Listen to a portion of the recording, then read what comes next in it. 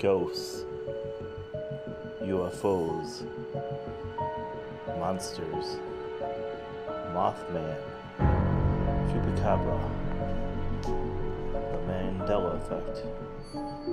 This and more you will find at the Fringe feature movie hour.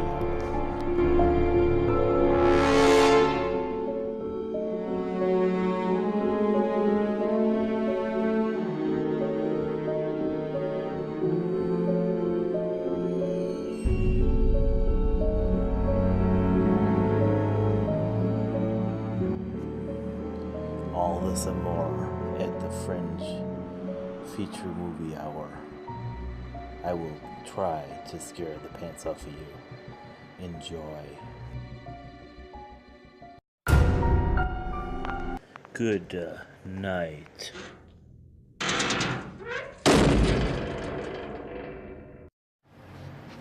Hello folks, this is G-Video 34 with another Fringe feature movie hour.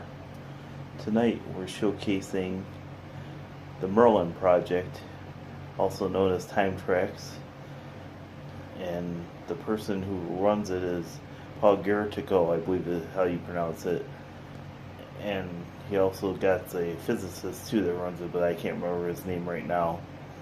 But this project kind of helped shape my life years ago when I watched it on Coast to Coast AM.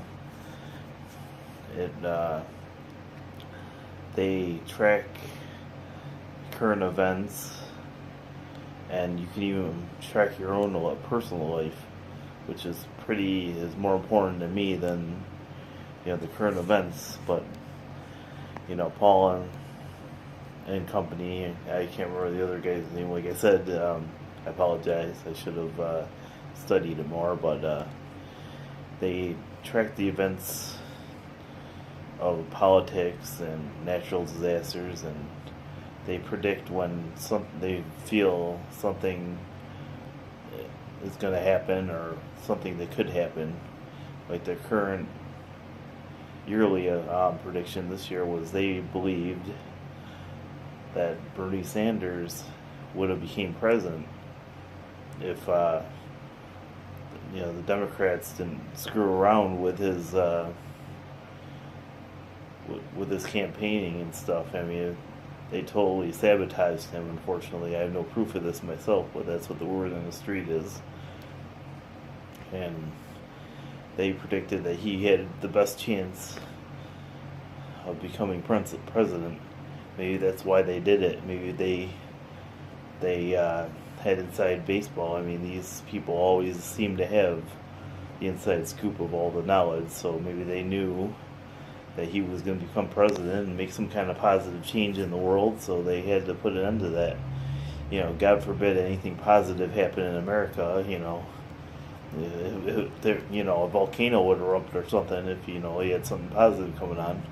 I'm surprised the earth didn't split open when FDR helped people all back in the day, or JFK opened up the space program. I'm surprised, the world just didn't blow up there because it's a positive change. I mean, geez, anything positive in this country is like a taboo for these people, especially nowadays. It seems like they want to take away everything positive in this world. I mean, they micromanage everything, and it's like every single dime. If there's a way they can take a dime away from you, even a penny, they'll do it. That's how coordinated these people are. They got think tanks and everything else. You think I'm crazy? Look this stuff up. These think tanks will, tell what you buy and what you're gonna buy next, and they even got those shopping droids or bots now that I believe that can predict all that stuff. Or just basically checks your what you buy and sell and stuff. So yeah, they got us pretty much tagged, bagged, and delivered. We're like that slab of meat at the meat market. You see there. It's all tagged and it looks good and it's 85% lean. That's the world citizens. They got our number, man. But going back to the Merlin project, You know, they seem to predict a lot of good things over the years, and I'm going to showcase you a video that one of the recent one on Coast to Coast AM they did, and it's gonna, it'll be pretty interesting. I haven't listened to it myself, so I apologize. I haven't had time yet. I know, shame on me. Showcasting videos, I haven't even watched it. Well, it's 2.5 hours long. Well, actually, I chopped it down to only the portion on Coast to Coast where it's just them, so it's like an hour and 15 minutes. I'll go back to watch it sometime, but there's another video I did watch, a 9-minute video. I believe it's predicted that Bernie Sanders would become president. Yeah, it's pretty interesting. I mean, that was before all the tampering of the the Democrats and stuff, and whoever was involved. I have no idea. Or maybe it wasn't, or whoever. It could be Democrats, Republicans. Who knows nowadays? They can make Democrats look like they sabotage stuff, but they didn't. They make Republicans sabotage stuff, but they didn't. But it's the way of our world, though. As far as me personally, I've had a lot of success with the Merlin project, I have to say. I mean, I did my life chart. My life chart is like, because I'm born in the summertime. Basically, that during the summertime is supposed to be, or during your birthday is supposed to be your unlucky period. They've studied this stuff for like 40 years, from what I remember. It was like a couple years ago. Maybe 5 or 6 years ago, I started watching or getting into these guys, and basically, my when they tell me my unlucky periods are unlucky, they usually are. It's like I really watch them. Like for me, my unlucky periods would be August is September, which is late September for me. October's August September is an unlucky period. October is a lucky one for me. December is always lucky, but I always seem to have a lot of bad luck around December. I mean, I always be, because of the holiday, but it just seems like December is the kind of month that really seems really crappy for me. So, I mean, as far as the chart being accurate on that, I have to say no, it's kind of crappy for me on that. And I believe it's February is, like, they say 6 months right after your birthday, which would be February for me, that was your unlucky period. So it would be going back to April for me, which is lucky for me. I check back on my charts and stuff over the years, and it seems like I always got my jobs every April when I worked in, whatever jobs I got. I was always hired in April for some reason, and I think that's why. Maybe it's my grace period. Then again, I've tried getting jobs during my period in like June, or I think it's June or July or October, and I haven't been lucky, but I've gotten a job that was off my grace period. So it all depends, I guess, but these, this is science and stuff, so I can't really pick on them for this stuff or it being inaccurate sometimes. But I mean, so far for me, it's been pretty accurate. It's like like Mercury retrograde, they say the 4 months of the year are the bad periods. Same thing like a full moon. That's how the Roman project works. It's like, and it seems to be pretty accurate. I mean, Mercury retrograde for me, if you don't know what it is, it's Mercury going backwards. And for me, it always seems to be. I mean, up until now, I mean, this, knock on wood, let me knock some wood here, but knock on wood, this one has been kind of lucky for me, except for got a little bit of health problems, but other than that, it's been pretty lucky. So far I still got 6 more days left, so, of this Mercury retrograde. From what I remember, I think it's the 22nd it's over, so hopefully it'll end without anything bad happening. I mean, so far so good, and I hope it doesn't. I'm trying to keep it all together, keep my job safe, keep my health safe, which has been impossible this year, but I'm trying my best. Trying to find new work and be more prosperous. It's been pretty good so far. especially since I seem to have got mostly those Archons off my back. Things have been a little bit better for me. I mean, they've been rearing their ugly heads lately.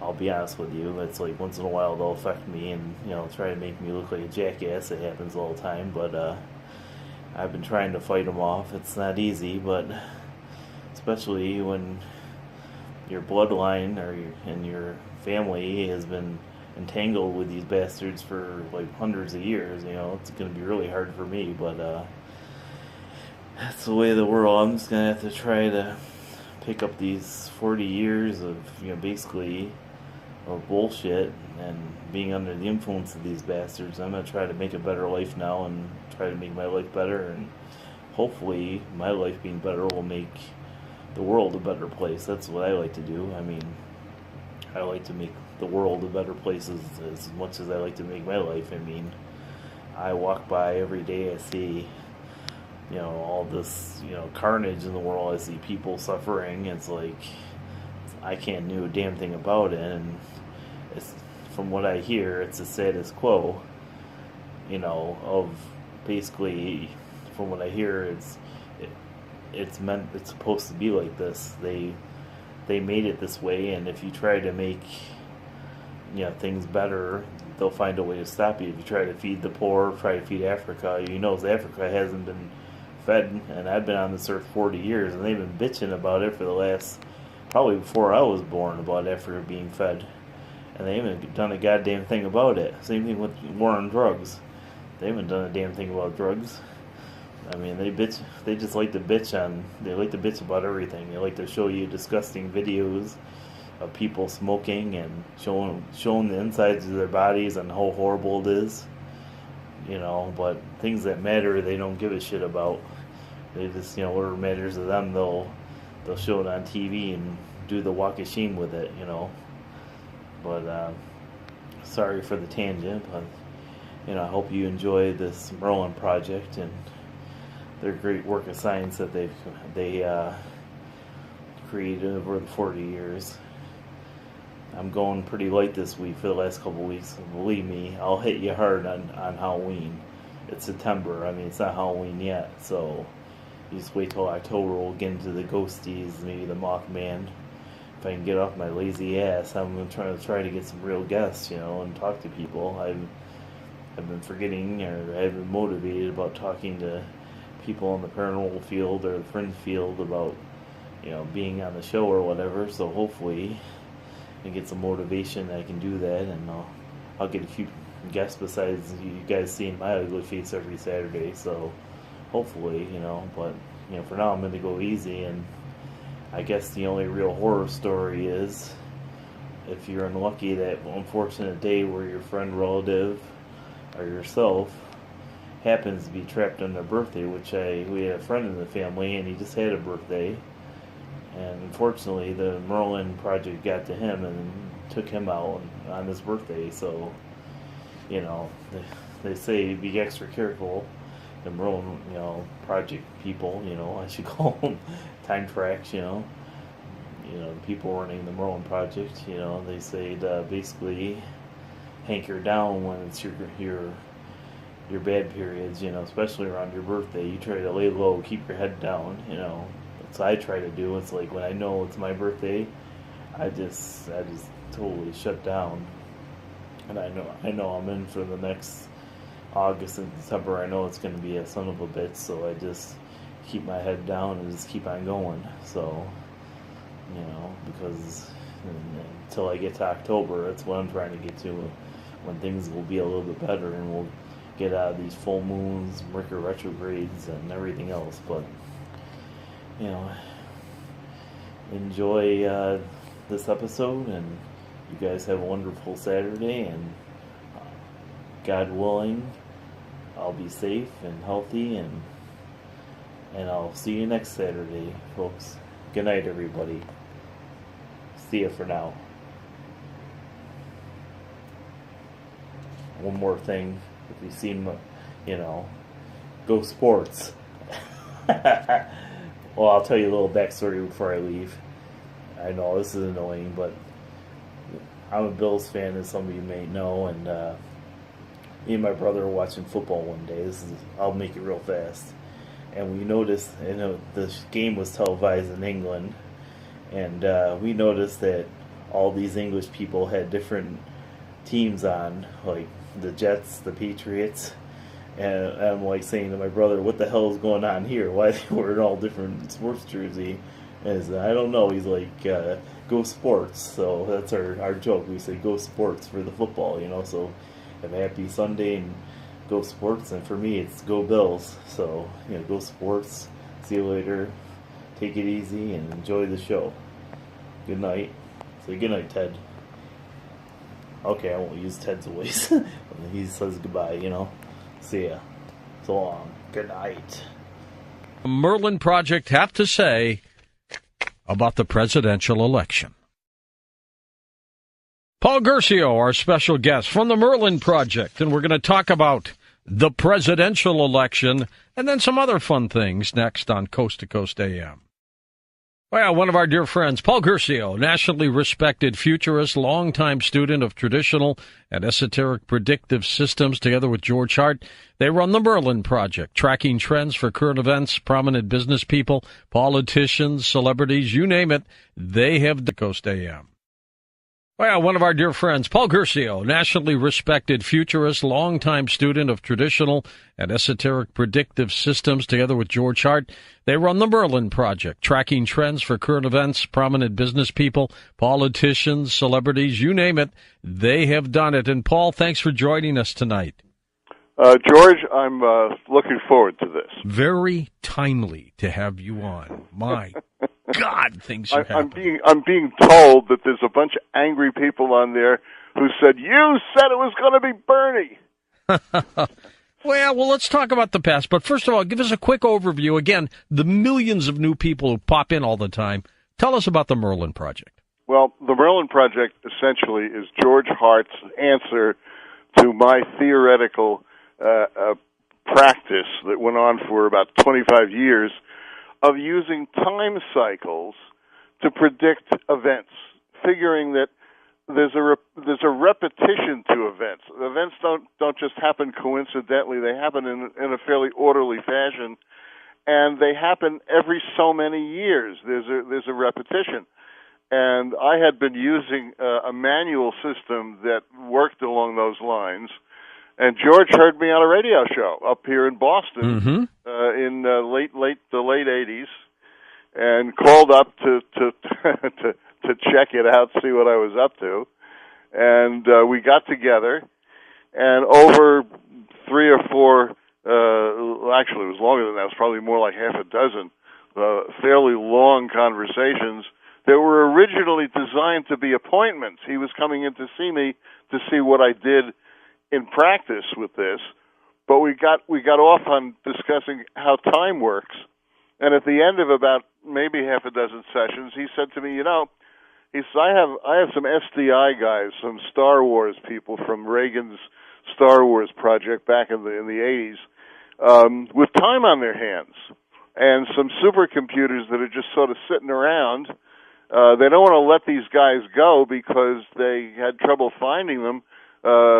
But there's nothing really going on right now because we're changing presidents. That was in the time period when Reagan was leaving office and George H.W. Bush was taking over. And he said, if you can give me the parameters of this, what it has to do, and some of the numbers, what the algorithms would have to be. He said, I think I can have these guys cook up a program which would actually give us a chance to find out if this time cycle system that you've been working with for 25 years actually works. And that's what happened. We sat down one night for about 4 or 5 hours. I laid out a flow sheet of what this would have to do and how it would have to work. And then he turned it over to a team of people, and they did the workups, the coding and everything. And about 3 or 4 months later, in the fall of 1989, they had a working program that we were able to try out, and we tried it out on the then Soviet Union because it seemed to be in chaos. And so what we did was we ran the time tracks on all these Soviet satellites, the Ukraine and Estonia, Latvia, and so on. And we discovered that they all looked like they were about to go into a large war or something, because it looked like that these time tracks were basically saying, look, this is about to all go belly up. And, we sort of looked at each other and said, well, that means communism is going out of business or World War III. And so we sat back in the fall of 1989, about a month before the Berlin Wall came down, in October of '89. The Berlin Wall started coming down in November. And then we watched over the next year, basically, and watched one Soviet satellite country after another fall. And we kind of looked at each other, and it was like, what is this? And George was a little upset because he said, we get this thing developed after a year of talking about it, and the problem is we're the only people that are going to know that it actually happened on schedule, and nobody else is ever going to know this actually happened. Well, that didn't turn out to be true, because we got a lot of media attention at that point with this, and we were all over the map. We were on local shows. We became regulars on Larry King. We were everywhere, and lots of newspaper articles and magazine articles and whatnot. And we discovered that if you plug into this system the right numbers, so in the case of the Soviet satellite countries, we used all of their essentially 4th of July numbers when they effectively became a country being run by the Soviet Union, and all of them had a birthday. So we used those, and we ran the time tracks on these, and the time tracks actually look a lot like sheet music, with highs and lows and lots of notes and whatnot. And the busier the time track is, the more there's a large accumulation of notes, essentially. The busier the period is going to be, and the more historical it's liable to be. So we started to run these things on presidential candidates and individuals, and we found out that in about eight times out of 10, so around 80% of the time, we were able to generate a picture of time that was going to be accurate going into the future in terms of telling you when things are going to change and how big they're going to be and how long they're going to last, and how frequently they're going to show up. And we've been basically using essentially the same system, untweaked, that we developed in 1989 and 90 ever since. What would you say the accuracy of Merlin is, Paul? What percent? It depends on what kind of numbers you plug into it. If you plug in one number, essentially, let's say you plug in a birthday. Okay.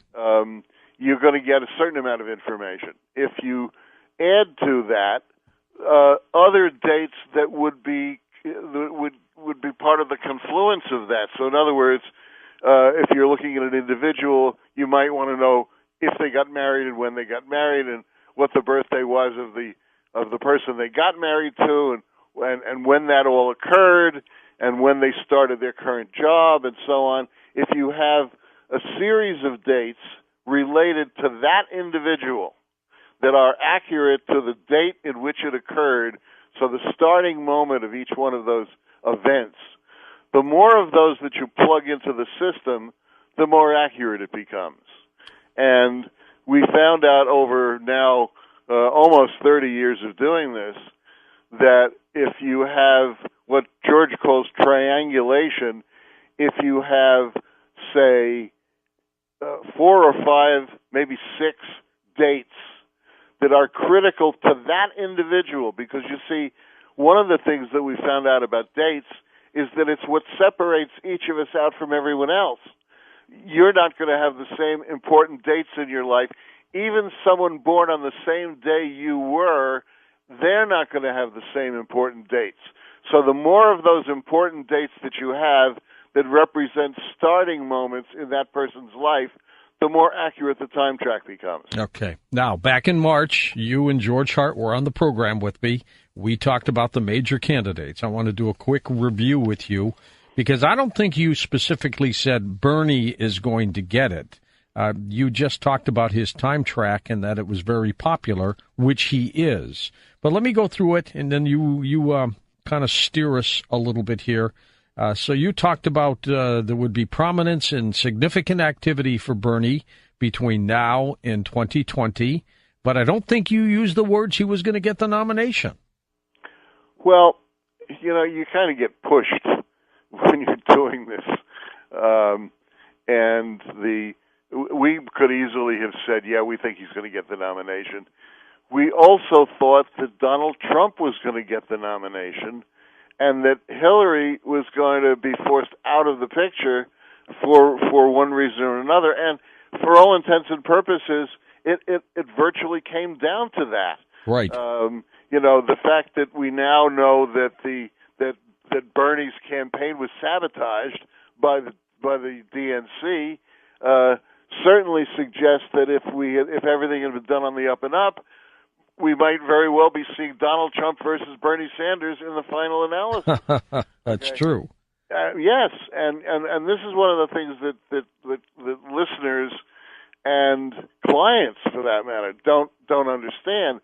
You can't know those things because those are not part of what time track is. Those are forces unknown to you. Well, those are the immutable sort of things that come along that are not predictable. We only tell people that this is only accurate roughly about 8 times out of 10 at its best. Actually, the fact of the matter is it gets a little better than that if you throw enough dates at it, at the individual. But by and large, 8 times out of 10 is way better than most medical techniques are.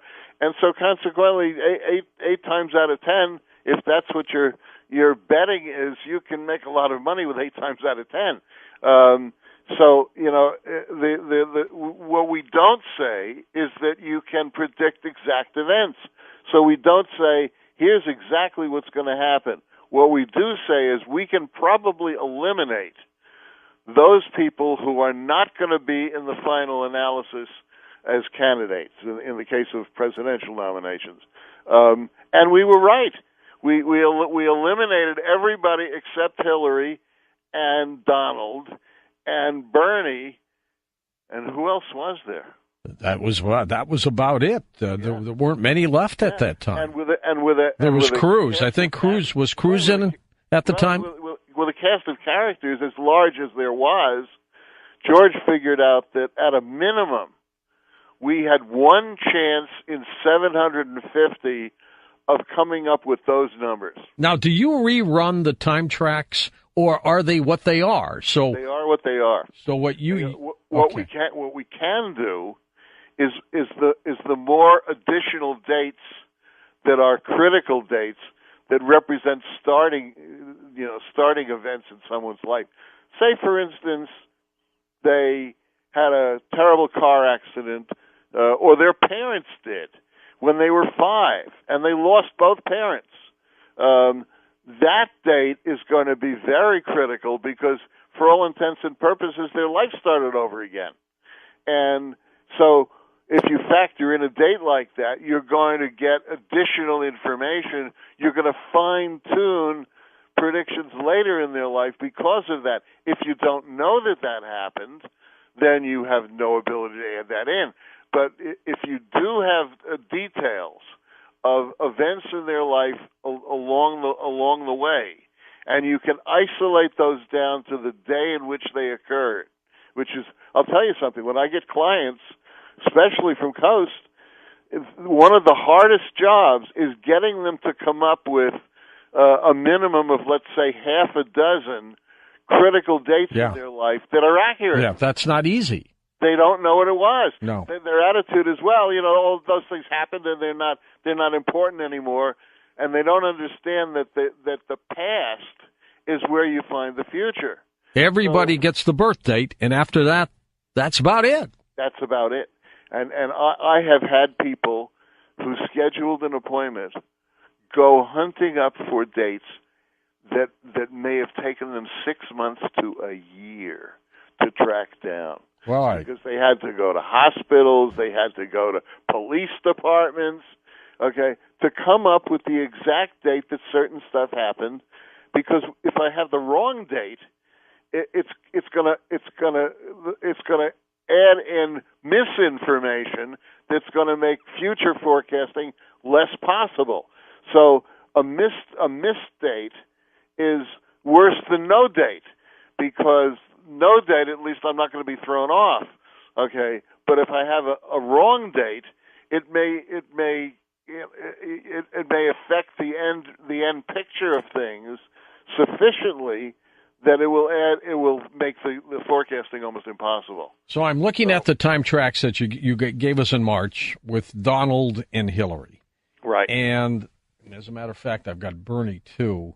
And, Bernie doesn't stay huge, but he stays constant. So right. I could say he's going to be in the picture somewhere. Maybe he's going to be some ambassador or on the cabinet or who knows what, or still stays as a senator. But I'm confused with Donald and Hillary. Let me tell you why on this one. He has a burst in 2016 and 17. She doesn't. And all of a sudden then in 18 or so, she takes off like a rocket, and he goes down.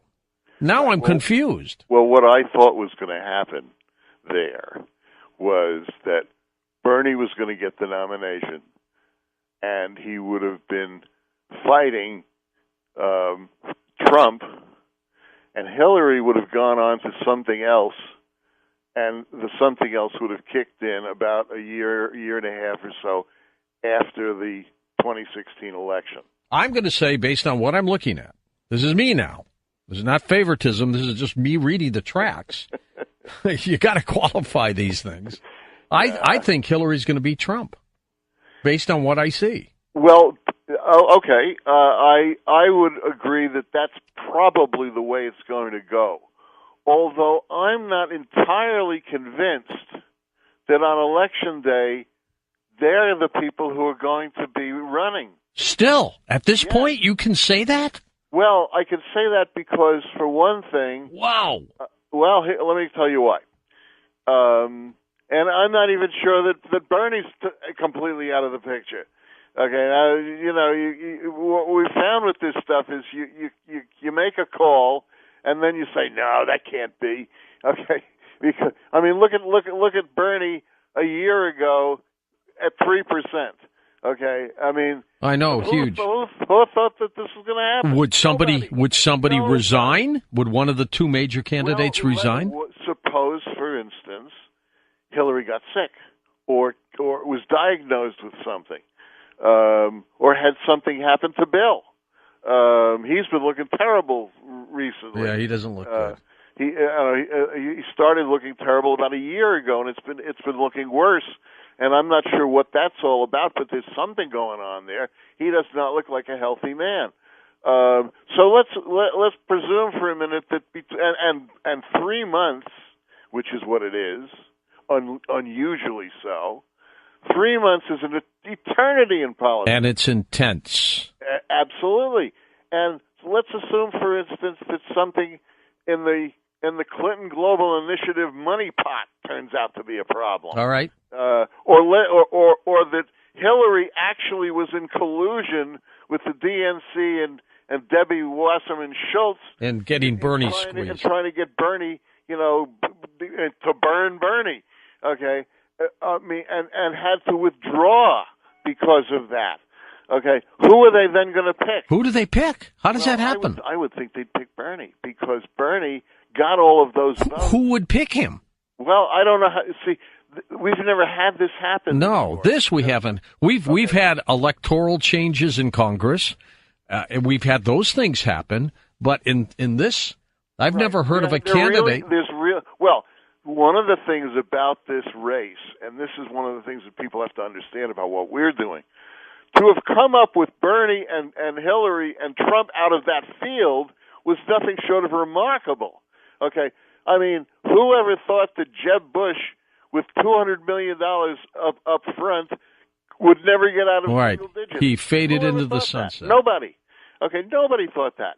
Okay, whoever thought that Hillary would lose to Barack Obama in 2008, for instance? Okay, everybody had her picked as the anointed one, and then Barack Obama comes along, and not only that, he won 2 terms. Yes. Nobody thought he was going to by get pretty good margins, too. Stay with us, Paul. We're going to hit the break. We're going to come back. I want to hone you down a little bit more on your thoughts about this. John Hogue, our Nostradamus expert and our prophetic expert, he thinks that Hillary's going to win. He has said that for some time, now that Jeb Bush is out of the picture. And welcome back with Paul Guercio of the Merlin Project. And, Paul, before we get rolling again, you've got some cool apps available for people for iPhones and Androids.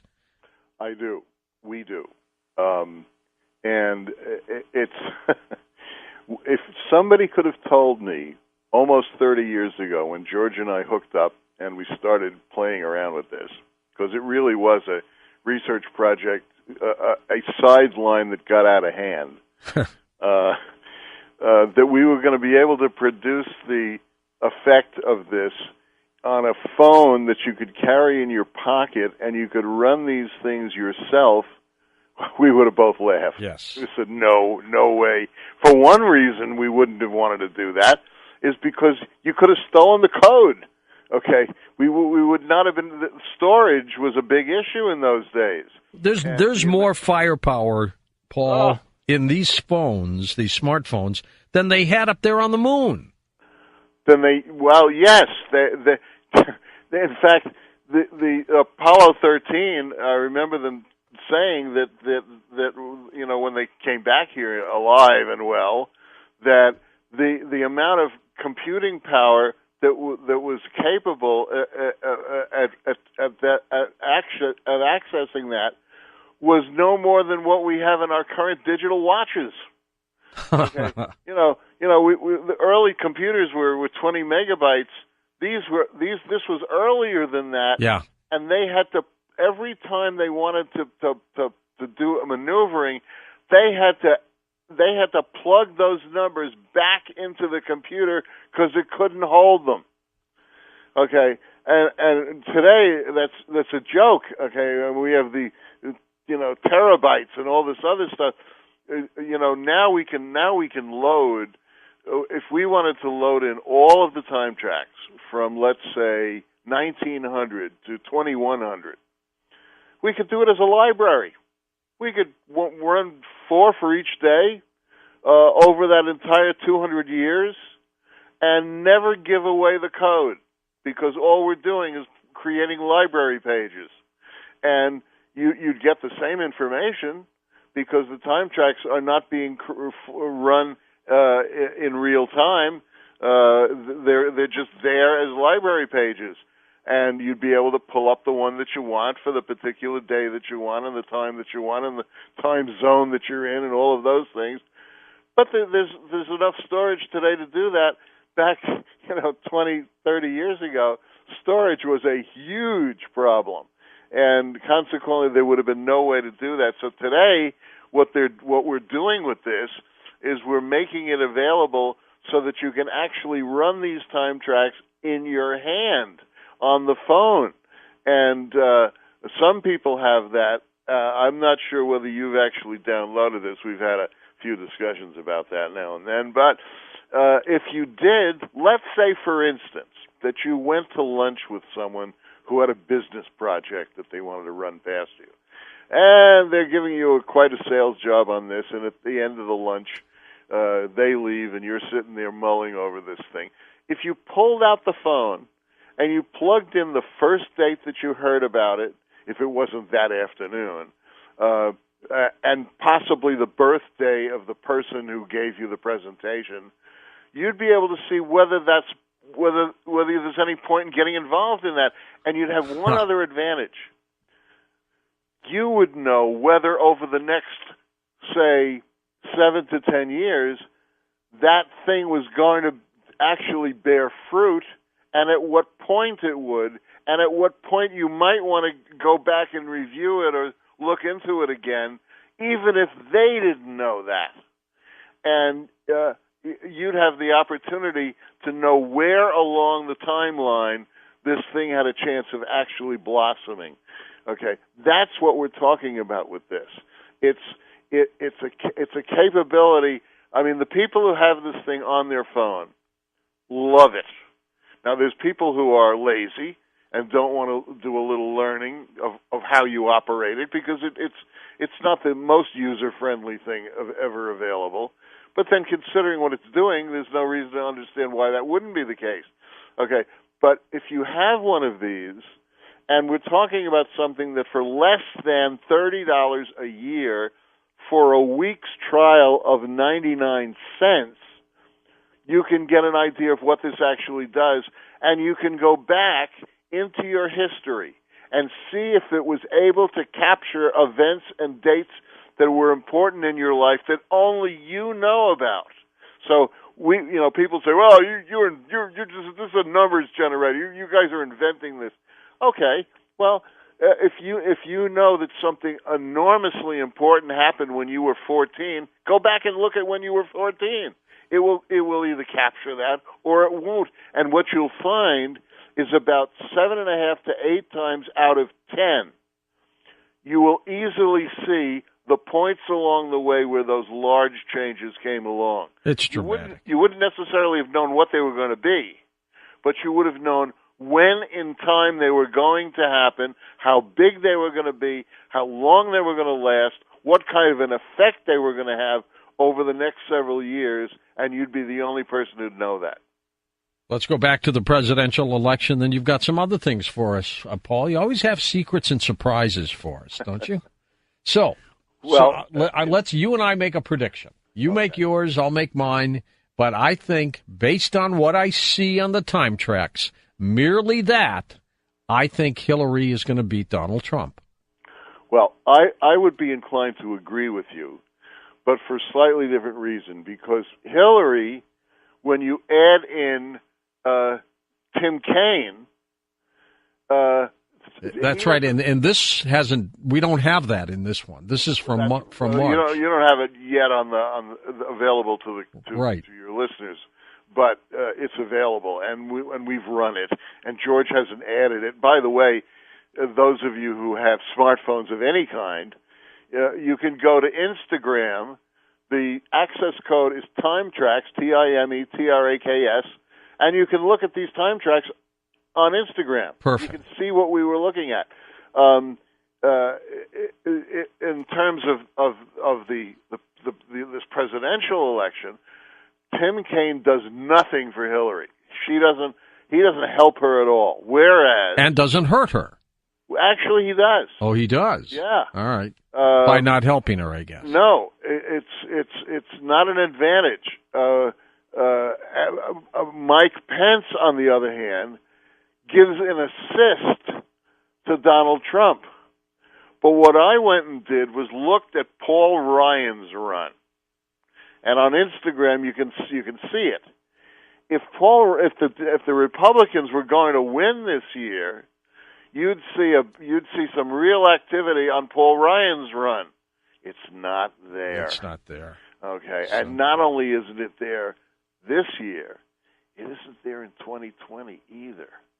So you'd have to wonder, not only does it look like the Democrats would win in 2016, but maybe again in 2020, and maybe as a result of what we're seeing with Donald Trump. George said to make sure and mention the fact that if any presidential candidate was capable of shooting himself in the foot, we've got him. That's him. That's him. What a weekend he's had. Have you run Gary Johnson, the Libertarian, yet? I have, and Bill Weld, and there's nothing much going on Nothing there. There. And not much going on Jill Stein's run either. Okay. So we're stuck with the people, okay? And, of course, for the first time in presidential history, we have the two people who have the lowest approval ratings of anybody's ever run for president. I mean, they're both around 60%. Okay, this is literally unbelievable. Well, see, But Trump is hurting himself. I mean, if the guy would just be quiet, stop bullying, stop saying stupid things like you don't go and attack the parents of a dead hero, as far as I'm concerned. Just let him have let him say his thing. Let him, hold up the Constitution and say what he wants to say about. Don't go toe to toe with him. It makes you look bad. And look what's happened. The people who are the centrist Republicans, the long-term Republican stalwarts, okay, have got to be. Oh my God! They've got to be looking in the mirror and going, "I cannot believe this is actually going on." He's fighting with a Gold Star family. He's giving it away. And the thing is, the people, the die-hard Trump supporters, are ignoring all of this. Paul, when I watch my Detroit... They only make up about 38% of the Republican, hierarchy, and consequently, they aren't enough. There aren't enough white people, basically, to get this guy the presidency. And he's alienating everybody else. Constantly. When I watch my Detroit Lions play every once in a while, my football team, right? Right. They're up by 2 points. There's about a minute to go, and the opponents have the ball. Right. And they start marching down the field. And I just know the Lions are going to lose it. They're going to give it away. Okay. The guy's going to kick a field goal, and we lose. And it happens. Donald Trump is like the Detroit Lions. He had it in his hands. I think he had victory, but I think he's giving it away. Well, I don't think Donald ever intended to really play this all out. I think he got involved because he thought it might be fun, but he never expected to get the kind of adulation he's been getting. Yeah, he didn't expect the nomination, did he? Well, no, I don't think he did. Initially. No, and not initially, and not for quite a while over the course of the campaign. But then it kind of got to him, and he's got enough of an ego. Now, I grew up in New York. He not listen to this. He is the same month and a few days away from George Hart. Huh. Yeah. Okay. And we're all the same year. I've been watching Donald Trump forever. Okay. And he's always been a story. There's always been something amusing going on around the Donald. Okay. Always. Okay, it's like the current pictures of Melania and the nude pictures that are on the Daily News. I mean, whoever imagined that would be going on, and that's just a sideshow in comparison to all this other stuff, like the gold star, the gold star parents. Okay, but Donald, he's getting off on all of this, and the stalwart Republicans, the John McCains and the Paul Ryans and and so on they've got to be going slowly crazy. Now the thing is, there are enough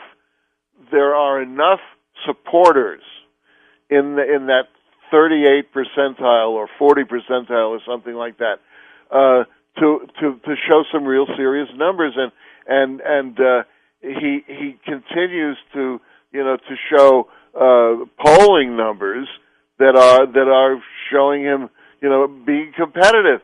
But this can't continue because, and one of the things that we said on your show, and I think this is very true, people kept saying they can't understand how this Trump thing is going on. This guy had a top-rated, primetime, Emmy-winning TV show that was largely ad-libbed for 14 years. Yes. Okay. He had the best name recognition of all time. Okay. And that's how he got where he got, because none of these other politicians knew how to do that. No. Okay? He knew how to do it because he had been doing it. Okay. But you can't continue doing that. You get to a point where you have to really know something, and he knows nothing. So back to Hillary for a second. Let me ask you this. With all the scandals surrounding her but not getting close enough to get her. So Benghazi, the emails, all this other stuff, the Democratic go get Bernie routine. I mean, with all these things like around her and close to her, how come she still succeeds? Because the Clintons have got the game down. They're the ultimate game players. I mean, there's every. I was telling someone the other day the Vince Foster story. Here's a guy who couldn't have been closer to them than he was, who showed up dead in Rock Creek Park, where he had to walk a half a mile through leaves and everything, and he had nothing on his shoes, and he was left-handed, and he shot right-handed. I mean, suicide, right? Yeah, supposedly. Now the thing is, did the Clintons actually do that? Probably not. Okay, but there's so many of those. I'm one of those people that believes, where there's smoke, there's fire. Okay, there's something going on there, and there's been something going on there for Hillary and Bill as far back as you go. Okay, there's been something going on. They are, however, the ultimate survivors, and the Democrats had nobody to put forward this year except Hillary, and the Republicans were a mess when it came to finding anybody to actually go up against him, and so we end up with Hillary and Donald. And George said there isn't a chance in hell that we're going to see Donald in the White House. I'm not so sure. Okay, I think it's going to be a lot closer, but I agree with you.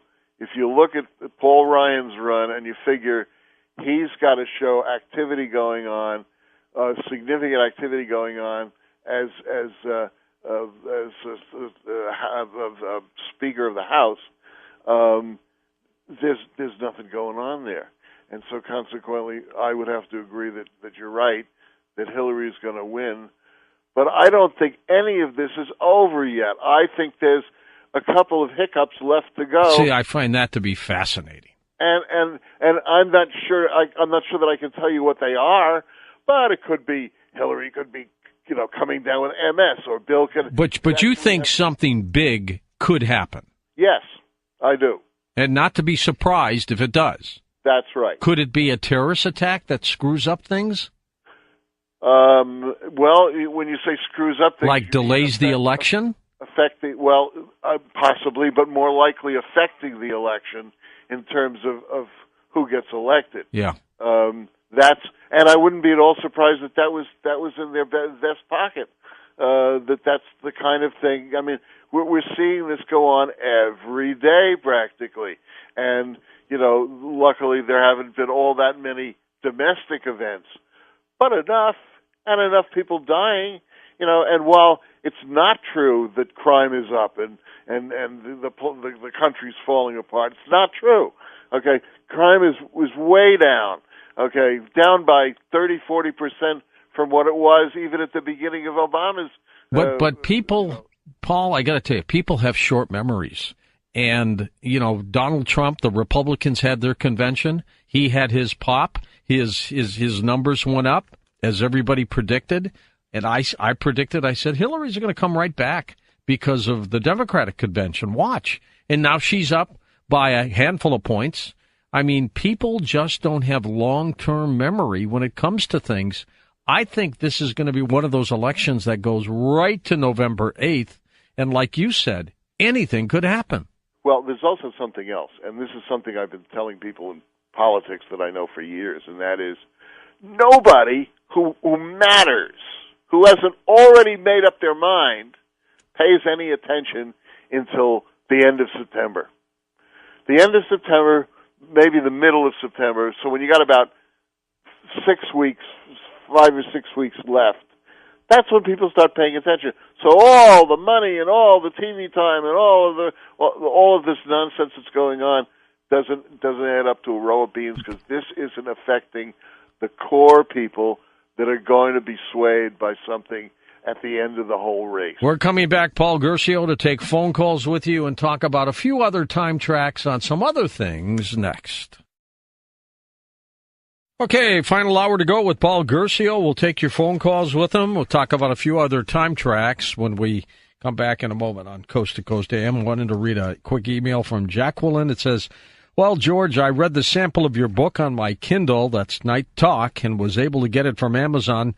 I think what I've read so far is fantastic. It's a page-turner that cannot be put down. I look forward to reading the rest. Well, thank you, Jacqueline. I really appreciate it.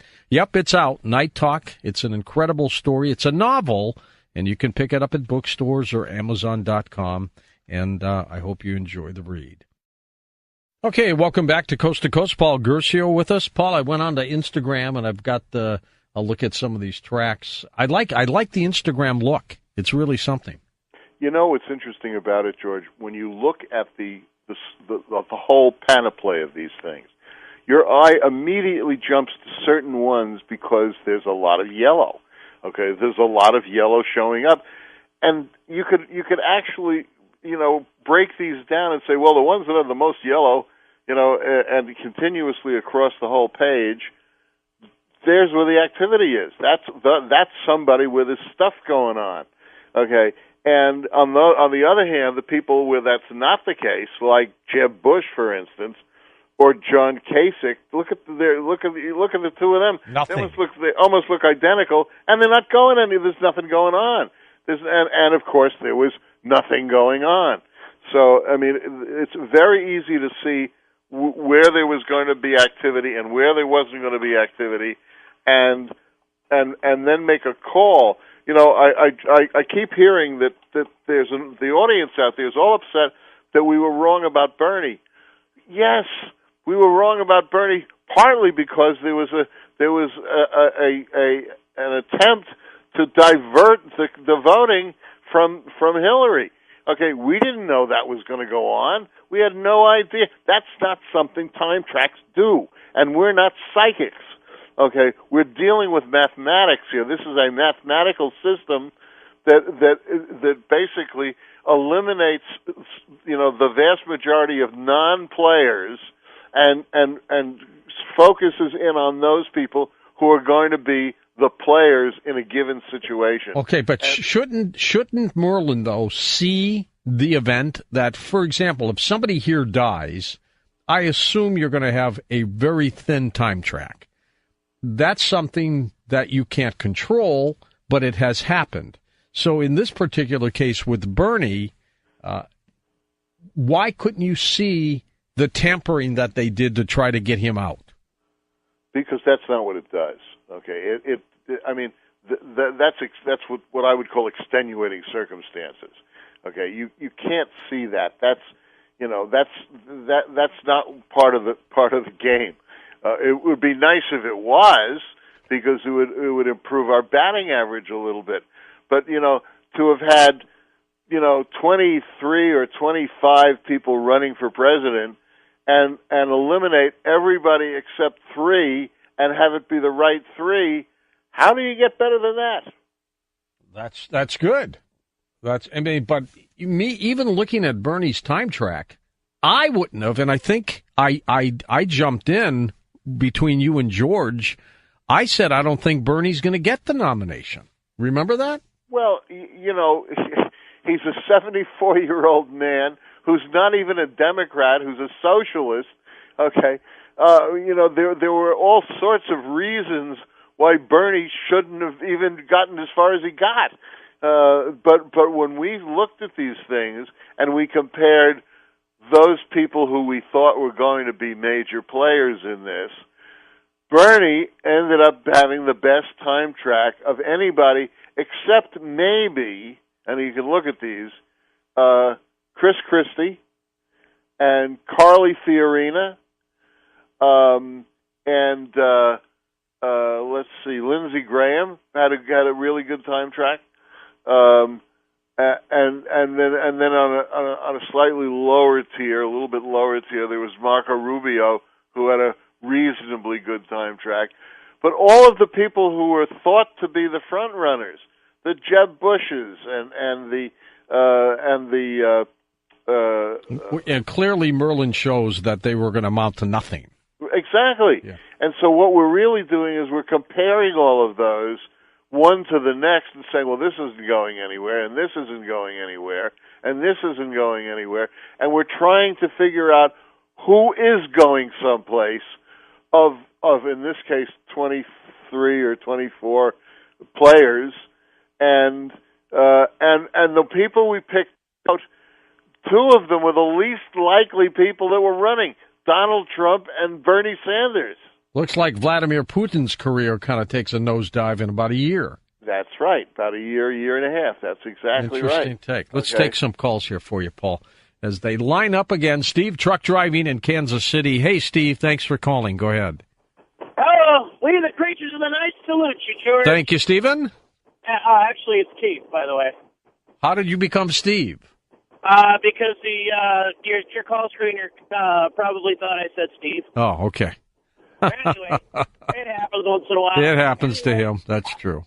Okay, So what is it? It's Keith. I don't know anybody would be surprised that Donald Trump's not going to be the president, because anyone with a memory who remembers Ross Perot back in 92 and 96, he sounds just like him. It's that same kind of redneck conservative kind of a message that, you know, it doesn't play well across the board. It only plays to a small audience. And if Donald was only as intelligent as Ross Perot was, okay, with all of those graphs and everything, he might be going someplace. He doesn't know anything. That's the problem. Well, he doesn't know anything about foreign affairs, about who's running what countries. I mean, this week it was, the Soviets are not in the Ukraine. Of course they are. Where's he been? Okay, the last person who made a mistake like that was Gerald Ford. He didn't get elected. He didn't get elected. That's right. Next up, let's go to Tom in Port Angeles, Washington. Welcome to the show. Hi, Tom. Hello, George. Thanks for taking my call. Sure thing. I told the call screener that I think Donald Trump is going to win this thing by double digits, and the first digit is either a 3 or a 4. I'm a little hazy on the second. Well, now, if it's a 3, that's miraculous, because you got to have more than 40%. You got to have closer to 50. You bet. So that means something's going to happen. So when we say a candidate's going to win by double digits, it could be like 99, couldn't it? Though it'll never happen, but you're right. Well, of course. All right. I've been listening to these gentlemen on your show since they got started. I've been listening for like 20 years. It's almost that long. Feels like. I don't remember once that you guys ever really nailed anything. So this is my this is the pearl I've got for you. All right, go ahead. For everybody out there too. The electorate and the voters that are coming up to vote in this election, we know who the enemy is, and it's the media. And we will get that guy in office because the question I have for you guys really is, did you factor in that Donald Trump lost his big brother? No. To alcoholism? No, I didn't. No, I wouldn't have paid attention to it. Now, why would that make any difference? Well, there's a lot kicking around out there about Donald Trump and how he doesn't know sacrifice and loss. And everybody's skipping that part of his life. And did you factor in he's had 3 families and 3 wives? And oh, yeah. Really oh, yeah. Absolutely. 6 children? Yep. Did that go in there? But he's got a lot of that he's got going against him. That's not a positive thing at all.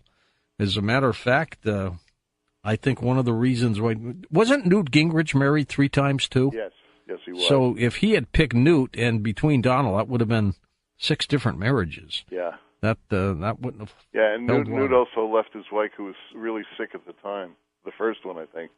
I think you guys have been uncanny on most of your time tracks, by the way. That's my interpretation. We're the only people, and we did this on your show, who said in 2006 that Hillary was not going to be the candidate, and was not going to win the election. And everybody thought that was going to happen. And everybody thought that Barack Obama couldn't possibly win a second term. In 2011, on your show, we said Barack Obama is going to win a second term. So, we've gone against the grain over and over and over again. And I, by the way, reading the time tracks, me, the guy you trained to do this, picked Hillary and Trump. Yes, as the two. But Tom, thank you for that, and we will see what happens. We're only a few months away. It's amazing we're into August, so we're 3 months away from the election. That's it. 3 months and a week. Walter in Pennsylvania, go for it. Walter, go ahead. Hi, George. Hey, Walt. Well, I can only hope that the people of this country are not foolish enough to elect Hillary and to give her a sycophantic rubber stamp Democrat Congress to go with her, because if they do, this nation will cease to be free. It's going to be a de facto dictatorship. George, she says she's not coming to take our guns, but remember what the Clintons did in Waco. Waco was an atrocity. It was genocide. They incinerated 100 innocent men, women, and children with tanks, George. It was a disaster beyond biblical proportions.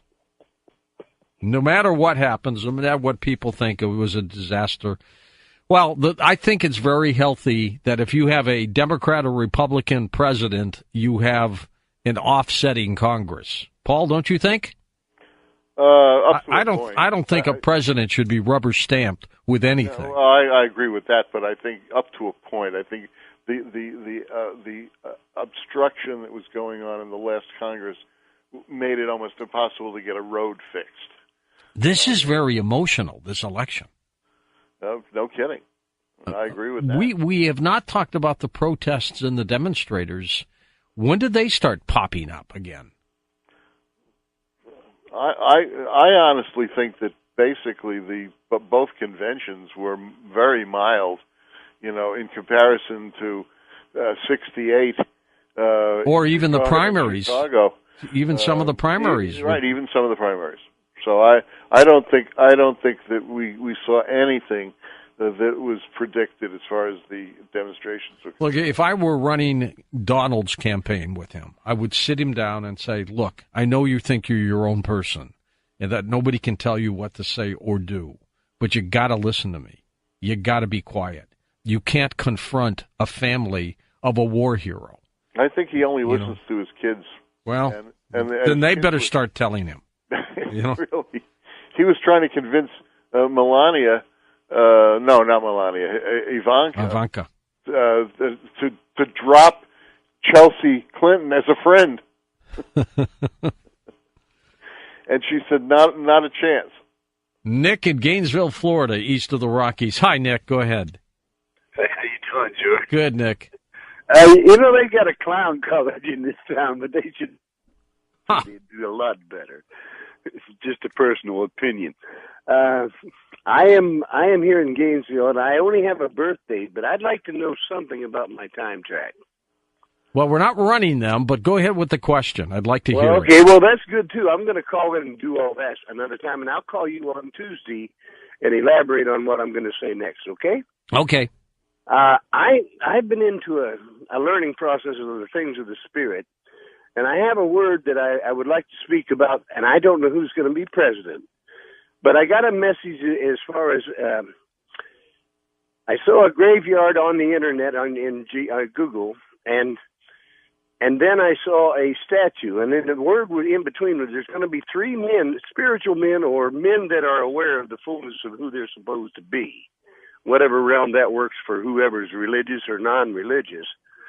But what happened in that is the three people were going to be as the statues of the Vietnam War III warriors. And they were of three different races, black, Spanish, white. Now, somewhere in the mix in there is people that's going to carry forth the positive thing that's going to go on. And I don't know, or at this point, even care who's going to be president, because neither one of them qualified. And I used to think Barack Obama wasn't, but I'm telling you what, he's beginning to look like a genius. And that's scary to me. But that's me, okay? That's what I have to say. All right. Keep in touch. Keep in touch. I don't know if you can react to that, Paul. I'm wondering if the audience changes as it gets later. There's no way to respond to it. It's the man's is talking spiritual stuff, and that's not my forte. So I will defer to you on that one. Can you do time tracks on? I mean, NASA's sending up a probe to investigate an asteroid with hopes that if it has to be diverted, we'll have some knowledge about it by the time it gets really close to us. But could you do time tracks like on the planet? Well, you know what we did do a time track on, and I don't think you remember this. There was a point at one point where Hubble was going to fall out of orbit and was going to it couldn't see things clearly. Right, they had to go fix it. And we did time tracks on Hubble based on the launch date and so on. And I told you that it wasn't going to come out of orbit, and they were gonna fix it. And it's been fixed, and it's been lasted now. What, probably 12 years God. or something? What a great well instrument. past Beyond. Where it was supposed Yeah. to be. Well, so yeah, you can do things like that because what you're doing is you're looking to see if the event is going to turn out to be useful or not, and whether there's going to be fallout from it that's in some way beneficial. Yeah, you can sometimes do that. let's go to Lynn in Roseburg, Oregon, first-time caller. Hi, Lynn. Welcome to the program. Well, hello, George. How are you? I'm fine. Thank you. Great. So I have a question for your guest who was relating whether or not Trump would win based on Paul Ryan's time track. So could it be that Paul Ryan's time track is weak because his opponent, who I believe his name is Merlin, might win and get Paul Ryan out of the Speaker of the House? Well, I doubt that. I really doubt that. I don't see Paul Ryan losing. I just don't see him. I don't see him having the kind of impact or clout exactly over the next, say, 6 or 7 years that you would expect to be getting from a Speaker of the House. Even Boehner had more activity and benefit going on, and Speakers of the House are usually major players, and we haven't seen a major player in a while. So I don't think that's going to happen. But by the same token, when you run Bill Clinton's run over the next few years, this doesn't look like he's going to be, first man or something either. So there's that to look at, and that's one of the reasons why I don't think that this race is going to be any kind of an easy thing for Hillary, even if she wins. This is going to be an interesting race, no doubt about it. As a matter of fact, on election night, by the way, November 8th, full 5-hour live program for you that night. Just make sure you remember that. We'll be back. Okay, welcome back to our final segment with Paul Guercio. And Paul, before we take final calls, tell us again about how people can get your app and also get a hold of you folks for any specific information. Well, the app is available to anyone who has a smartphone. And if you don't know what that is, then you don't have one. Chances are.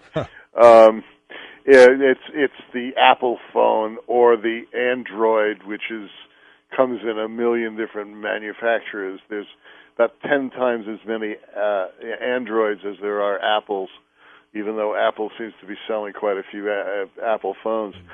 And on the phone, there is an icon that says, on the Apple phones, it says App Store.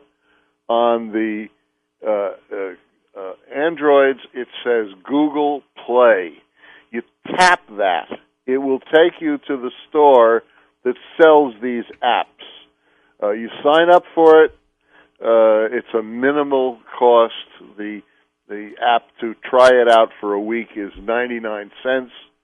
And it's about $20-some-odd a year. Once you learn how to use this, you will never want to be without it. because it's going to give you an advantage in every imaginable situation, whether it's work or investments, relationships, whatever.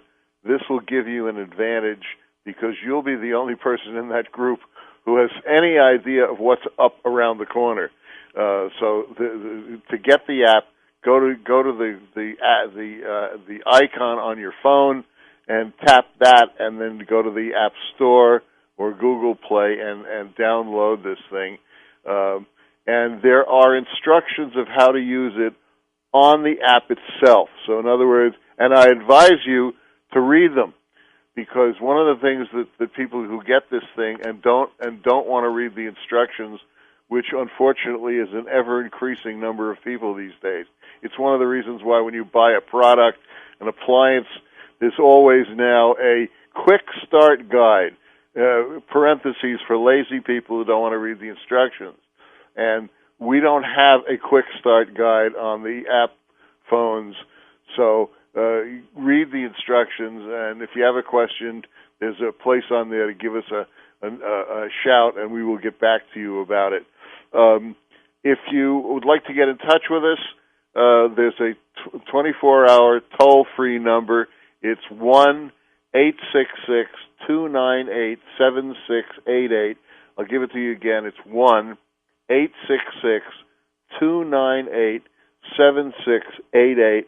We're available on the web at Merlin Project Research Group, and our email is Merlin Project, all one word, no spaces, merlinproject@gmail.com. So there's some of the ways you can get in touch with us. In your career with George and Merlin, is there that one thing that surprised you about this than anything? Was there that wow moment for you? Yeah, it's when the Soviet Union went belly up at the first time we ran it, and yeah, George was.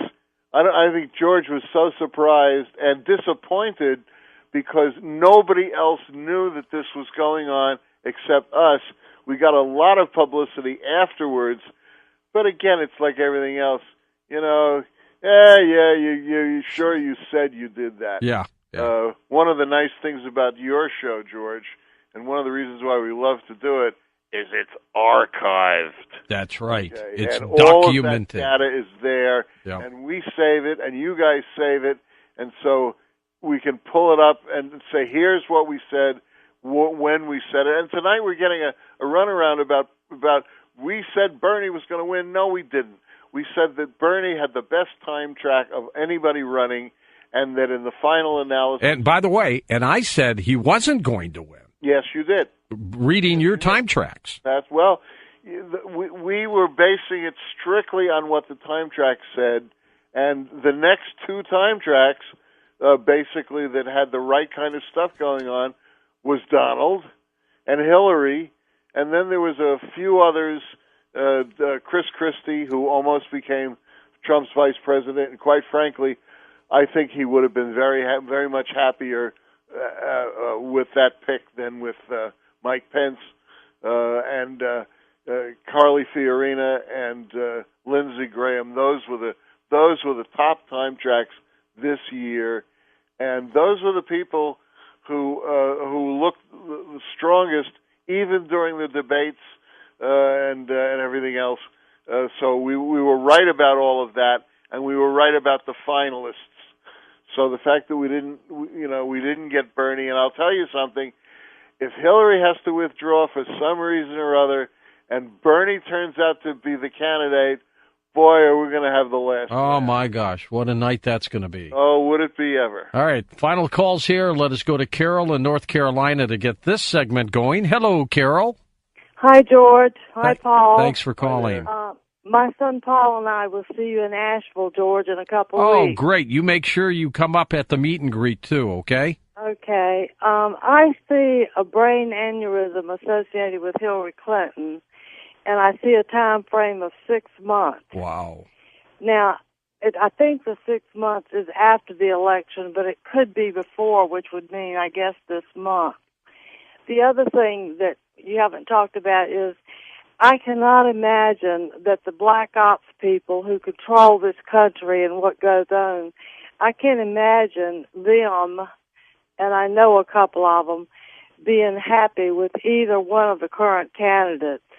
So who knows what would come from that and what they might create or do. I don't know any black ops people, but I agree with you. I don't think anybody who's really heavily into this is happy with the choices. Well, the people who usually control what goes on in this country, I can't believe that they would be happy with either one of them or would even settle for them. But anyway, that's to be seen. Good point. Carol, thank you. This is the whole thing is fascinating. It really is. And then what's fascinating about it is that it's gone completely off the rails, and it keeps going off the rails, which is why I think with 3 months left, it's likely to go off the rails yet again before we get to the election. Lou in Westwood, California, it's your turn. Hi, Lou. Hi, Paul and George. I was thinking about how I was going to present what I'm talking about, but maybe to shortcut it, do you think adding in some construction dates for Trump would better his thing? In other words, like his Atlantic casinos, if they went to bankrupt, or if it was a new opening, all pertinent construction dates, would that give a different result? It might. I think in the case of Trump, it might be the women more. The what? The women more. Oh, Melania and Ivanka and I see. And what was her name in the middle there? Did you add those in? Did you? Excuse me? Go ahead, Lou. I can't remember what her name was. Oh, did you add the ladies' dates in to his thing? We really didn't because early along, like everyone else, we said this can't be happening. So even though we were looking at these time tracks that said don't dismiss this guy, and even we would keep forgetting this guy is a master of the media. We kept saying, nah, this isn't going to happen, and it happened. So, yes, sometimes when you add in other dates like that, you get additional information. I'm not sure what dates would have helped in terms of Donald. Tom is in Montana. Welcome to the program, Tom. You are on the air. Oh, thank you, George and Sure Paul. thing. It's really nice to talk tonight. Very welcome. I flew as an airline pilot and in the Air Force for about 31 years. Wow. Thanks for serving, by the way. Well, thank you. Thank you for your service as well. Thank you. I was fortunate enough after Gerald Ford left office that he would ride on my commercial airliner, and they would always put a Secret Service agent up in the cockpit with each group so they'd have the ability to communicate through the aircraft radios. Yeah.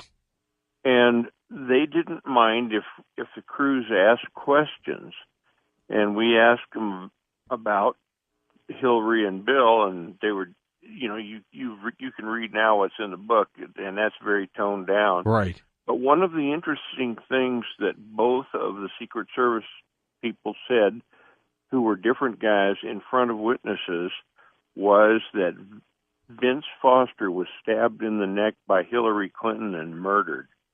And I think that might affect the outcome of the election. I really believe that.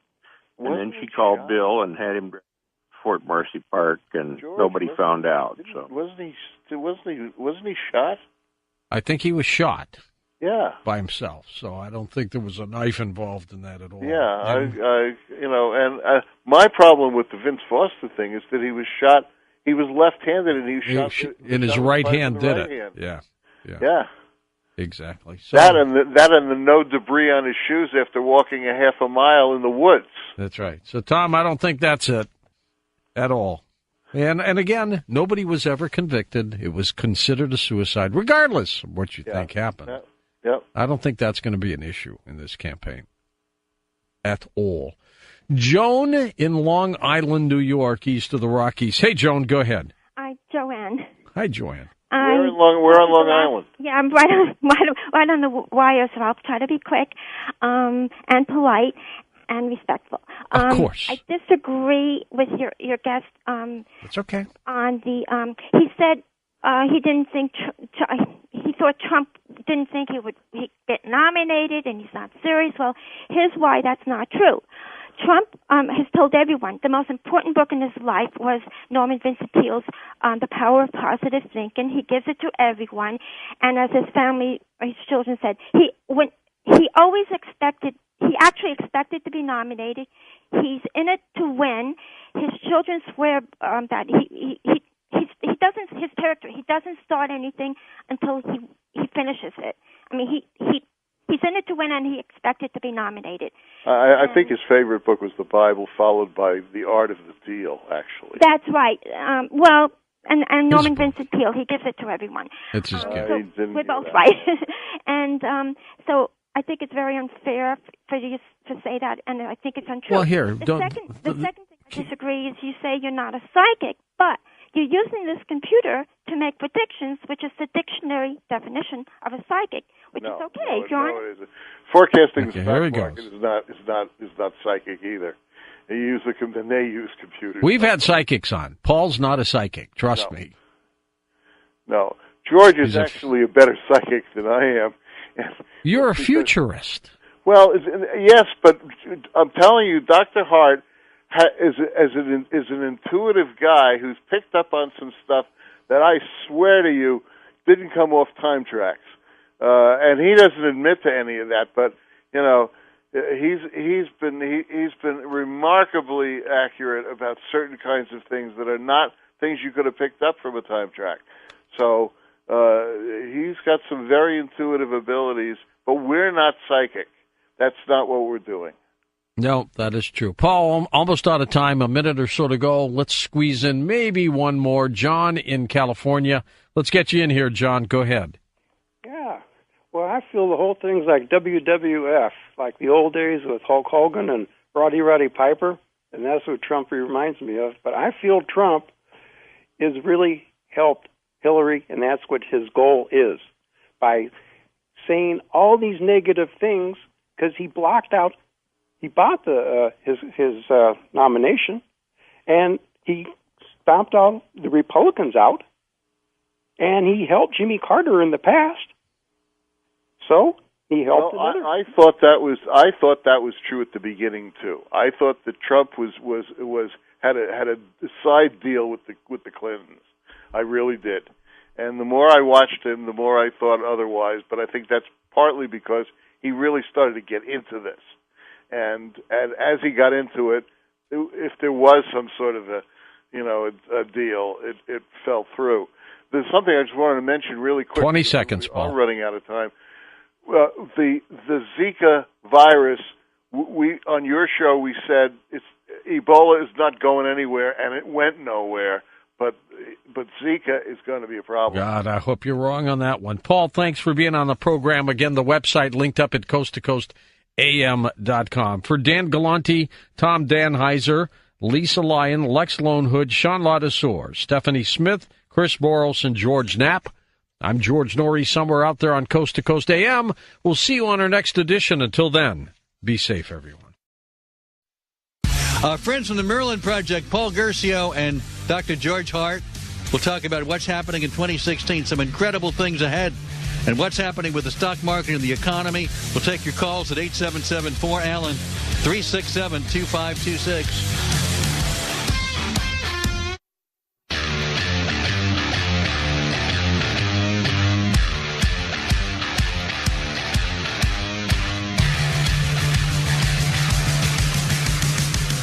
I'm Alan Combs. I want to welcome to our microphones from the Merlin Project our friends Dr. George Hart, physicist, and Paul Guercio, futurist. Paul is a nationally respected futurist, been a student of both traditional and esoteric predictive systems for many, many years, more than we'll recount here.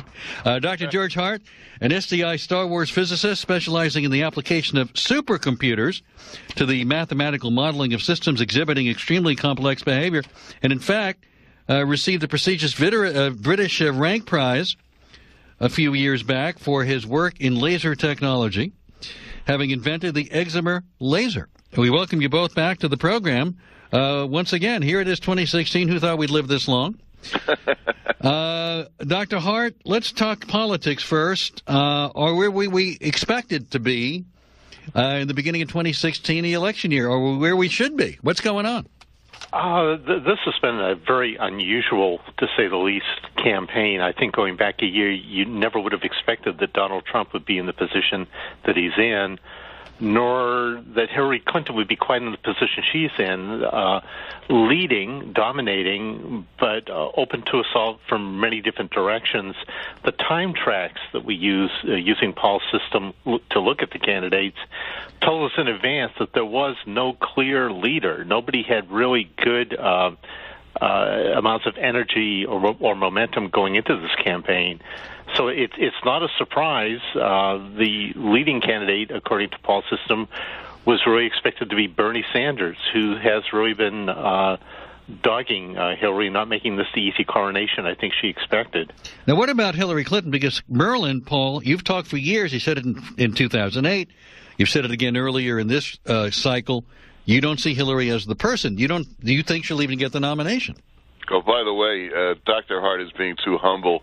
I was playing with an analog version of this. That's kind of like... You said your system, but Dr. Hart digitized the whole thing. Right, exactly. Yeah. He made it possible to do what we're doing now, and actually to make this enabled for people like you. You're running it on your phone. We'll get into that and how you can get there. Let's get into my question on Hillary. Yes. Hillary. Well, back in 2006, when Hillary came out as the anointed one, she's going to be anointed, there's no problem, and then along came Barack Obama and sort of humbled Hillary a little, maybe a lot, and got himself 2 terms elected, and now we're at the same point, kind of, that we were 10 years. Except I don't see how she doesn't get the nomination at this point. Well, who could have seen except us? And we were laughed at by everybody, except I think you, because you know better. Well, okay. Yeah, right. Wait a minute. Nobody expected her not to be the nominee in 2008. Nobody. So we've forgotten how much she was, a given 10 years ago. Well, what do you expect now? Well, what's really interesting about this year is that not only are the people who are leading the charge here not the people we anticipated in either party, for that matter. I think I said to you the last time we were together on the air is that Hillary doesn't have a good time track. In fact, Bernie Sanders has the best time track of anybody running in either party. So back, I guess, close to a year ago at this point, we said Bernie is going to be burning up the track here, and again, everybody laughed. Do you think he'll be the nominee? I think he will be the nominee. And I think the nominee on the Republican side, and George and I were discussing this over the last 24 hours or so, is going to be Donald Trump. You think it'll be Sanders versus Trump? I do. George, you see the same numbers? Yeah, and to answer the important question, well, what could lead to Hillary slipping on a banana peel here, I don't think we're done with Benghazi yet. God. Well, again, we turn to time tracks, and the utility of these things are a radar. By the way, you're not talking politically from your own political point of view. I want to be clear with our audience. You guys are looking at numbers. You're looking at Merlin. You're looking at the digitalization you put together for Merlin. You're absolutely right. This is not, not our own opinion of what we would like to see happen. Neither one of us would like to see what's going on. So what time tracks can do is to tell you what situations, what factors are likely to, once again, surf into public view based on their start date. Benghazi was September 11, 2012. It turns out that right in March of 2016, 1 or 2 months away from us, There'll be another burst of attention on Benghazi. In fact, leading into that right now. On the way there, we have this movie, 13 Hours, about to be released. Where she's not even mentioned, by the way. Not directly, and that's interesting. But if you're aware of what happened there, and the whole issue of being told to stand down. Right, but you've got conservatives wanting to use this movie. They don't worry about conservatives wanting to do this, wanting to do that. I'm talking about the American public seeing some of these special operatives talking on TV, seeing the movie, and connecting the dots for themselves. Right, you think that's... And here's the key factor to think about. If you go back to 1952 to 60, we had the Supreme Allied Commander of the Allied forces in World War II who defeated Nazi Germany and the Japanese become president. Now on either side on the stage, with the exception of Jim Webb, we have people with zero connection to the military. It's one of many major gulfs that are opening up in the United States. There are still a lot of ordinary citizens that don't like Kyle Rove or Roger Ailes, any of the gang, who are still very bothered by Benghazi. This movie and the hearings that are going on this week will reopen that wound. I think, this may be the exit. All right, so now, we have lots to get to tonight. I want a lot of other topics to cover, but you say Bernie now versus Trump.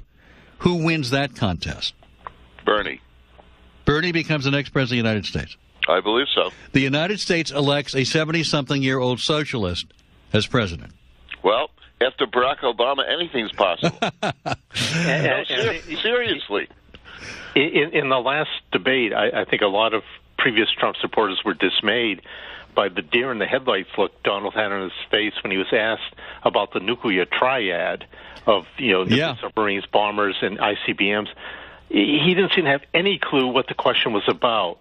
At some point, that lack of real background on important issues, foreign and domestic, are going to trip him up. You can just BS your way so far. Well, it's really amazing prediction you guys have, and you should have to be right, because you're saying, as you did last cycle, things that the average a lot of people are finally coming around and saying, I think Trump's going to get it, at least a nomination. But Bernie Sanders? I mean... Well, first of all, you have to remember something, Alan. We're talking about the Clintons here. Okay. But they tend to look back over the last 30 years. They tend to survive. But they didn't win the last time against Barack Obama. Well, that's true. That is true. Lots to cover. I want to get into the stock market. I want to get into who you think the upcoming political players will be. I want to give out some information about the Merlin Project. Paul Guercio, futurist, Dr. George Hart, physicist, our guest. We'll talk about what's happening with the market, what's happening with the economy. Is the implosion of the last 4 days, will it continue? Who are the other names to watch in 2016? Back in a moment. Hello, my name is GVideo34, and a lot of you don't know that I've suffered for 40 years under archonic abuse. Archonic abuse is the abuse of the archons. There's a lot of information on these beings. I just did a show on them. They can really ruin your life. If you feel the need to be free of the archons like I have, please feel free to get a hold of Christopher S. Jacobs. There's other people probably out there like him that can help you in this manner, but I'll leave you the contact information so he can get a hold of you and free you from these evil bastards. You guys have a great night, and I'll see you next Saturday night as always, hopefully with a cleaner conscience and a cleaner soul. Goodbye. This has been a Fringe feature movie hour. Good night, everybody. This has been a Fringe feature movie hour. Good night, everybody. Ghosts, UFOs, monsters, Mothman, Chupacabra, the Mandela Effect. This and more you will find at the Fringe feature movie hour.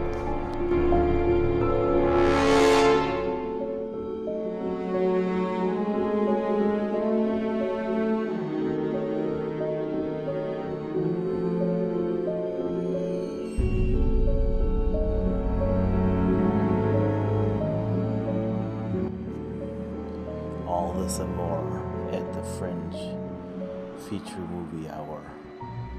I will try to scare the pants off of you. Enjoy. Good night.